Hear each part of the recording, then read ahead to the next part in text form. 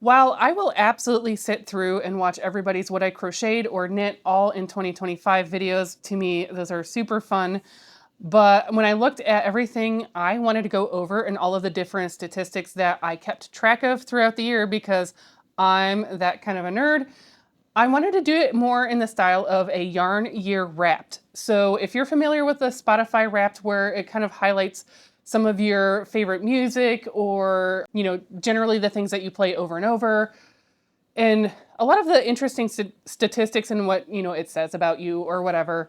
YouTube also does that. I think one of the girls at work said Starbucks even has something similar where they just kind of, pick fun little data points for discussion. And I thought it would be fun to do it in that way today, mostly because we know I can yap and be super chatty. And I went, well, if I go over everything, this is going to be a 2-hour video and maybe someone wants to watch that.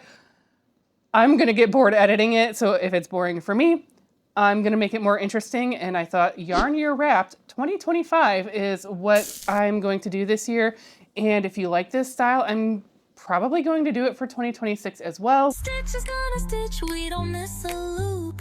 Pull that thread tight, join the crochet troop. A lot of stuff was actually very surprising to me. I felt like last year I really didn't get much knit or crocheted or, not a lot of finished objects.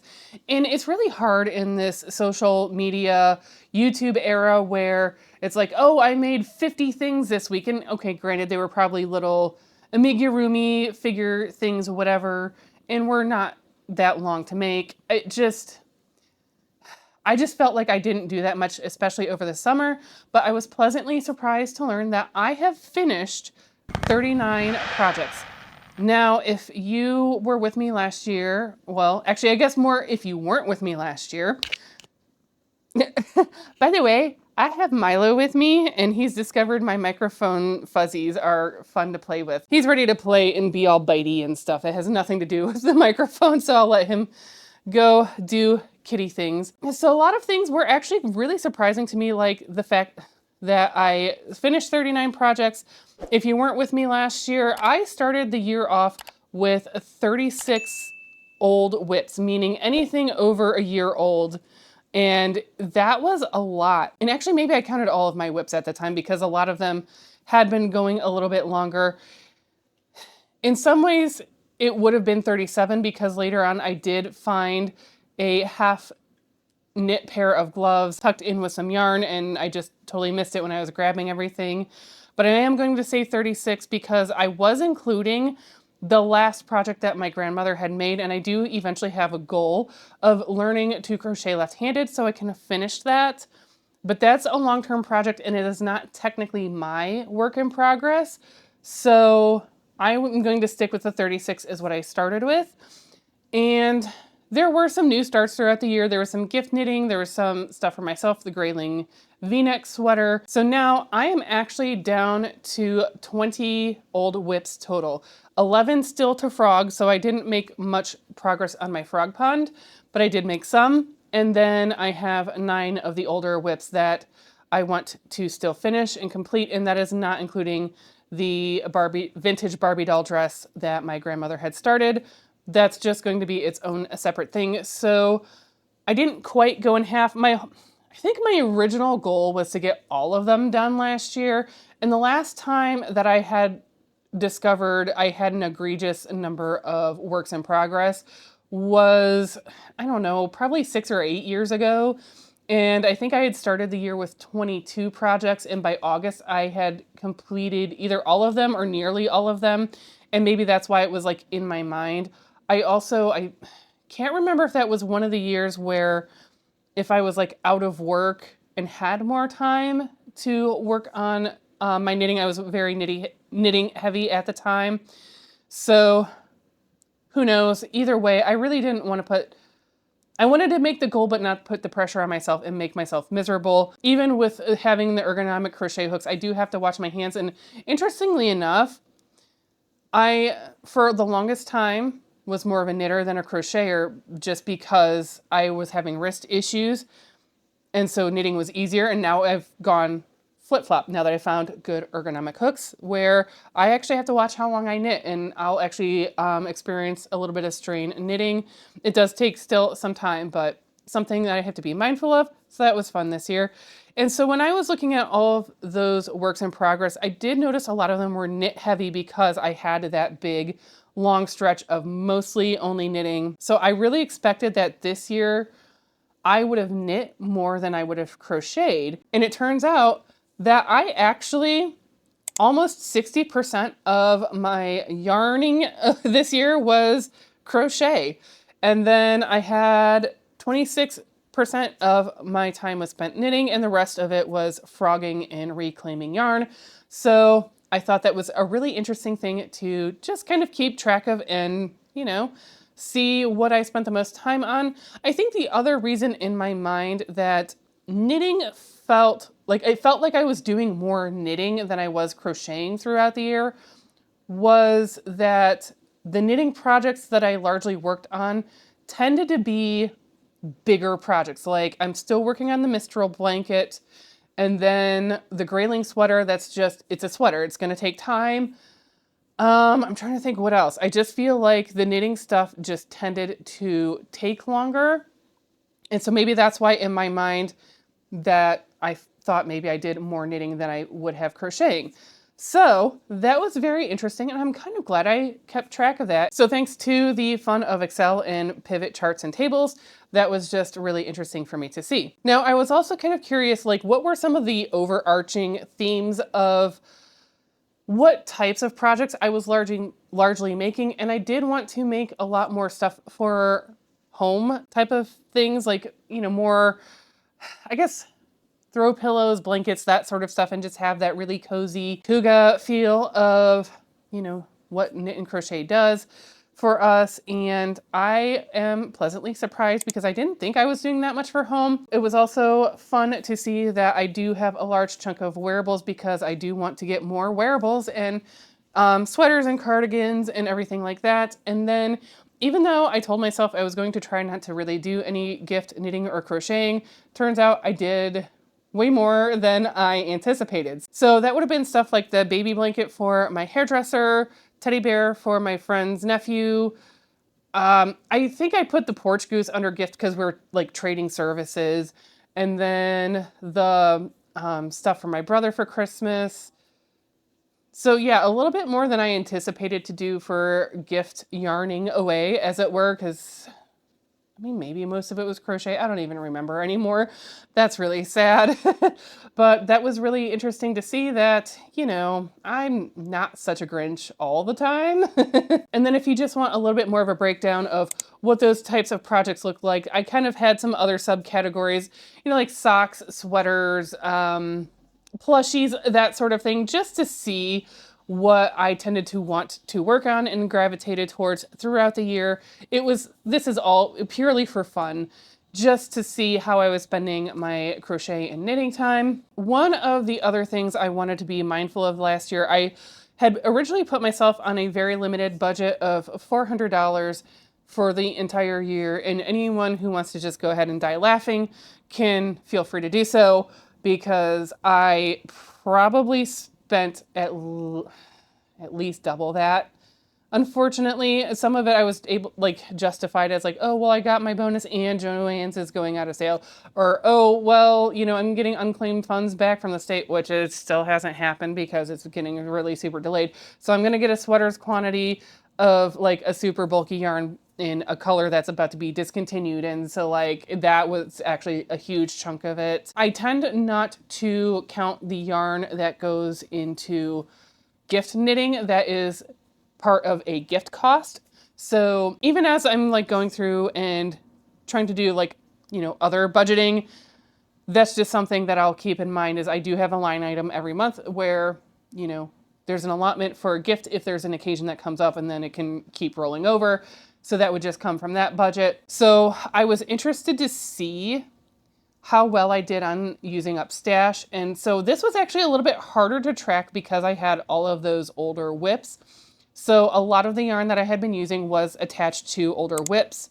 But then when you look at what I actually used for newer projects, I didn't use that much new yarn. It was only 20%, and then 28% of it was stash yarn. So stash still prevailed over new yarn, which is good because I'm gonna be a little bit more aggressive with my yarn spending. Well, aggressive in my limiting of yarn spending and wanting to get through my stash because I have accumulated such a beautiful stash. I really should, and I do want to use it. I don't want to should anyone or should myself, but I really do want to actually start using it. And the only way I'm going to actually start using it is by limiting myself. I'm getting a little bit more into my 2026 overall goals, and that's going to be a whole separate video. I'm going to try something new, and there are actually going to be 3 videos coming out all exactly at the same time, because otherwise my beginning of the year video and catching up with everything that, now that I have my voice back and I wasn't able to film the last like 2-3 weeks. So I'm just going to break it up into 3 different videos. This one obviously is my yarn year wrapped.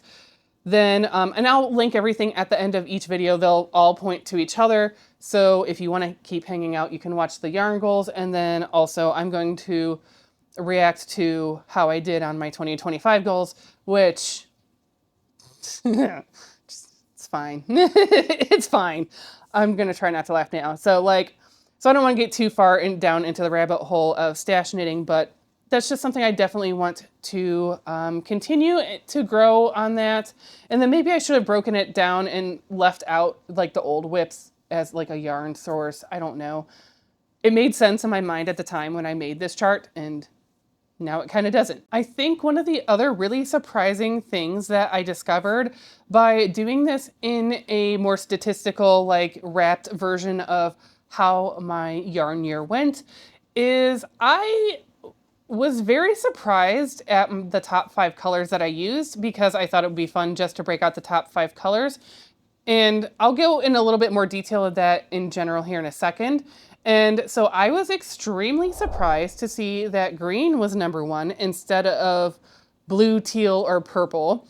And I was really surprised that orange even made the list, because part of me didn't really remember doing a whole lot of orange. But then I was like, oh, but I had all of those, half-finished pumpkins, because this included the whips and everything, like the old ones and all of that stuff. So that was very interesting to me. A lot of it, again, was decor, and then there was orange in one of my brother's gifts. And so I was kind of a pain in the ass to myself about how I kept records of everything I was using. So I would track the top 3 colors of a yarn if it was like variegated, or if I was changing colors or anything like that. I would have like the primary and then any like secondary kind of colors, but I limited it to 3 per project just to keep it simple, I guess. So that's what you're seeing right now, is the breakdown of everything all together. And again, I was really surprised. And if I combined some of the categories like fuchsia with pink or whatever, that might have made a little bit of a difference in how these played out. So anything that there was a tie-in, what I ended up doing then was only looking at the column for the main color that was used for my projects, because that's typically how I read what I'm working on, is that's what kind of a color impression that sticks with me, because I do love color. And so those were the tiebreakers. It was if it was more in main color of a project than in one of the more secondary colors in anything like that. So that is how I determined that for tiebreakers. And I thought that was really, really interesting to see. And I think the other reason I would have had a misconception of that is because I'm like, but I didn't make myself anything green, but I made green things for other people.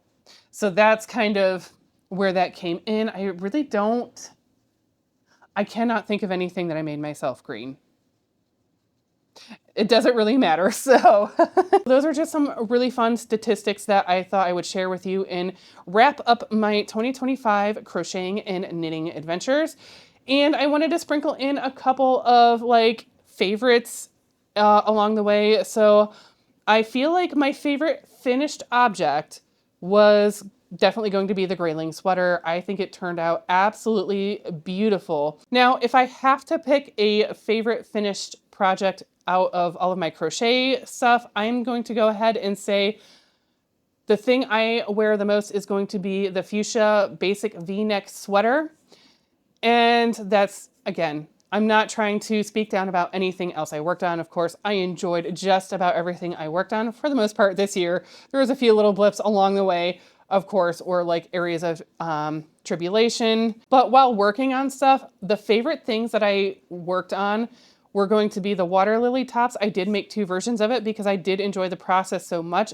They just tend not to get quite as much wear because I do live in Ohio, so sweater season starts real early and goes real late into the spring and sometimes even early summer. So that might just be more of opportunity to wear things, but I have worn at least the pink one quite a bit.